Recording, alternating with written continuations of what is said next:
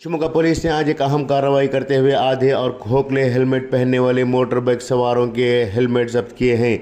शहर के मुख्तलिफ मकामात पर पुलिस ने गैर ISI मार्क वाले हेलमेट, आधे हेलमेट और बेमियारी हेलमेट को जब्त किया और मोटर बाइक सवारों को इस बात की तंबीह दी कि अगर वो इस तरह के हेलमेट पहनते हैं तो इन पर जुर्माना आयद किया जाएगा।